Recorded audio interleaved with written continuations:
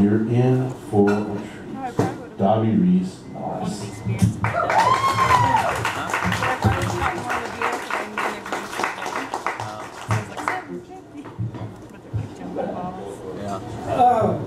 Both of us are like injured, right? Yes, definitely.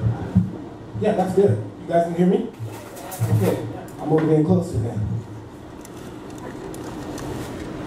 It's good to see you.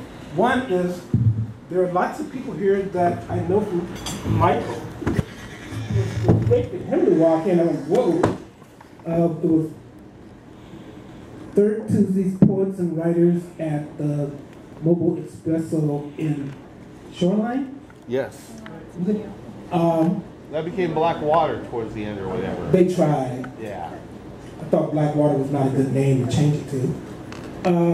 Terry's in the back there. We've done theater and poetry together. Floating Mountain Poets, the whole bit. Sharon's in the back there. And we've done theater together, dance, poetry. It's been awesome. And it's weird to look through the room and go. And last Sunday, I was fortunate enough to go to the Amon's, right? Pizza place where we... Writer's Workshop. Writer's Workshop. Oh, Emma! Oh. The prompts were amazing. The things go, I am so deep. It's the opening prompt. I totally stole that from Mosia.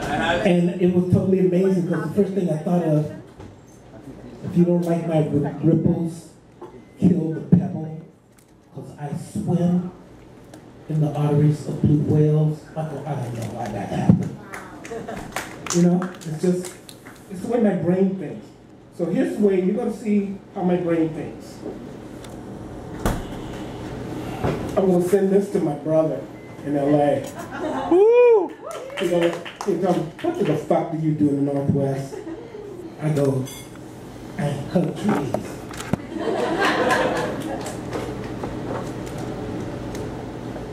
I can't see a clock. It's 3:05. Yeah. Time is meaningless. It's our color. We don't know.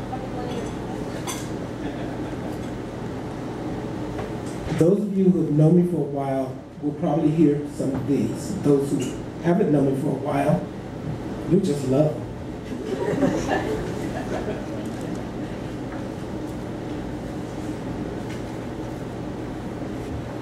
This is called The Veteran.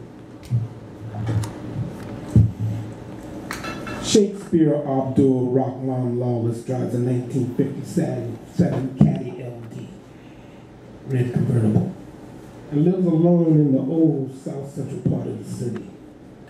On seldom sunny Saturdays, he opens the drapes to let in a little light into the neat, Spartan two-bedroom beige stucco located in the south central part of the city. The newspaper, classic jazz, shredded wheat, warm tea made with bottled water, no funnies, no sports, no TV. The wrought iron barred windows reflect into the immaculately draped puke-colored shag carpet reflecting the quiet prison he has chosen. He did 2 tours in country and a short time inside for aggravated assault against the man who had accosted his long-time estranged younger brother. The judge had been lenient, citing his military record and extenuating circumstances. In Nam and incarceration had not been all that different. The booze, the regimen, the drugs, the sex, the sex, the aloneness, the sudden violence and the constant watchfulness. Although he's back in the world, he's not of the world. He strides quietly to his workstation next to the young Latino girl at the aircraft plant. He shuns pro-offered possibilities of promotion. Sheikh is a religious man. He never attends temples, synagogue, mosque, or church, preferring his God to be armed, dangerous, and strictly personal. He doesn't dream. He likes some white men and some white women, doesn't trust none except the unknown woman who tended his wounded and recovered jewels, and the men who covered his back in the minefields of the elephant grasses and the sticky peanut butter patties. The brothers, he had learned, were not much more worthy. Twice he had been attacked near his home by glazed eyes, young black fools for his wallet and cash. He's considered a wonderful father to his children and a great lover by his women. He doesn't drink, he doesn't dream. Pet Rottweilers and Dobermans walk picking around the homes of his families located in the south central part of the city. AK in his arsenal and a Beretta in his pocket, watching his son slide down the metal ramp of the play structure he constructed in the backyard of his home. The dogs playfully yapping, and his daughter saying, "Daddy, I love you," is the only joy he allows. He doesn't drink, he doesn't dream, but in the eyes of his kids, he's forced to see the possibilities. That's dedicated to Sergeant R.E. Whiting, Marine Corps.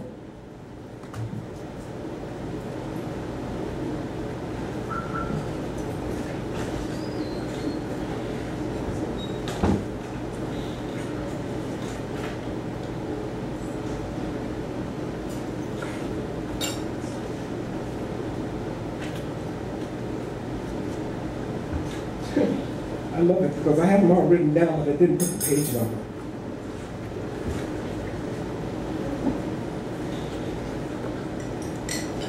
The first time I read this here, it was, anyway, forget the trigger responses. The cause of cosmology's jerky rhythm. The big boys got together over cigars, brandy, ale, pen, and ink to decide whether God's gift had a rift. The cosmos burst forth from the black, they agreed. From the absence of light and life, with the knack for filling spaces, the blind had sight, they proclaimed. They joyfully sang, "It's the Big Bang that explains it all. Once there wasn't, now there is." They scratched their balls and it was good. But I ask you today, and listen to what I say, the truth is often displayed before your face. The big boys must surely know, and the evidence will show, the truth they seek is in the seeds they sow. Salmon die for it, sperm tadpole their way against the tide for it. It spits, it swallows. There's dew, and there's bloom, but rarely gloom. A power without speak. It's the atomic womb of which I speak. The atomic womb responsible for it all, culpable in it all this side of the tomb. It is the atomic womb from which all things flow, to which all things eventually go. Stars, comets, other rocks, hard, early morning crowing cocks, angels, demons, titans, trucks, pussies, ducklings, and Saturn's rings. This may sound brilliant, simple things usually are, but I assure you it is not. Just a slightly different look at something we always knew, or at least once was known. The evidence has shown, yes, for every black hole there's a white one. There's the alphas and the omegas.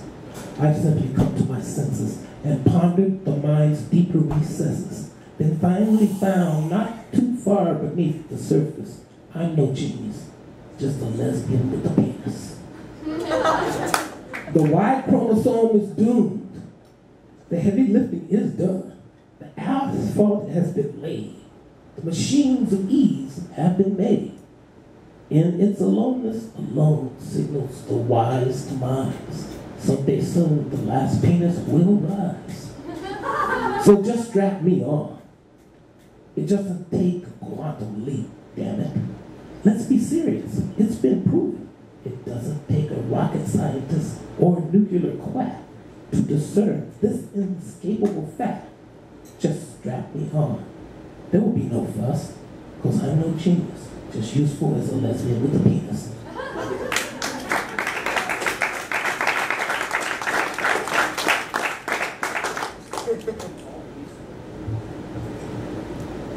Two people right there when I read that the last time didn't like it at all. Hey man, I'm a gay man with a vagina, so it's all good. Ow! Ow! It's sultry in here. I'm leaving that alone.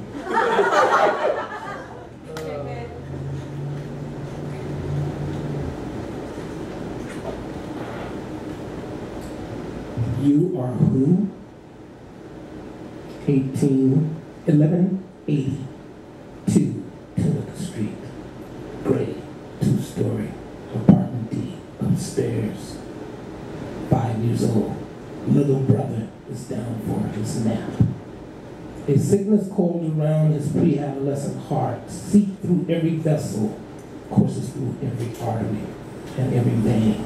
He didn't even know adolescence, arteries, and veins were when every other Saturday knock at the door comes around lunchtime. Pop's at work. Hopalong Cassidy is on the 13-inch black and white next to the clear plastic-covered love seat. The aluminum rabbit ears are working well. Hopalong dresses in black, a white hat and gloves, pearl handles in his scabbard, sitting atop of a white horse. He opens the door just a crack. An index finger pleads for quiet. And another minute, the door closes quickly. The TV clicks off. The shushing, time-keeping index finger finds and pulls the cord hanging from the living room ceiling. A step ladder unfolds from the concealed compartment. Go up, the index points. Read your golden book of Bible stories. He climbs the steps slowly. The rungs and understanding are far apart. He stretches into the darkened chicken-wired covered window attic. The trapdoor closes, shutting out most light. As always, a bare bulb magically winks on. Giggly voices drift up from below. Shushes immediately follow. The dusty quiet is always scary, like maybe Jesus is coming. As when the boy has laid himself down to sleep for his soul to keep. Kids squawking and squealing brings him to his knees, then onto his tippy toes. With the help of this golden stories book, he's allowed to look. Through the chicken wire covered dormer window, he sees through 3 superheroes: Superman, Superboy, Supergirl. They let him play Mighty Mouse sometimes. The floor door opens. The ladder steps clop their way to the living room floor. She holds little brother. Other than the lingering aqua velva, gone is the Saturday other. The sickness coils around his pre-adolescent's heart, seeps into every vessel, courses through every artery and every vein. He doesn't even know what arteries, adolescents, and veins are, yet they are forever occluded.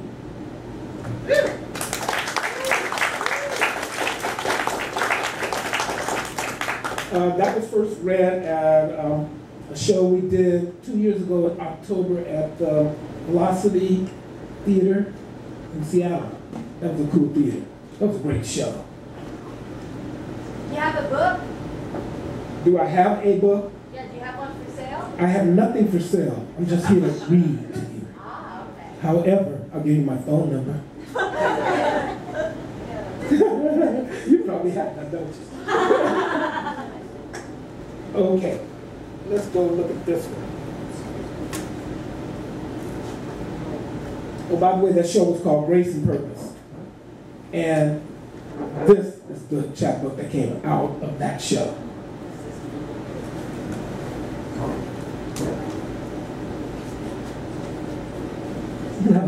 In this one, I put the page numbers. Isn't that cool? This is called Journey to the Center of the Earth.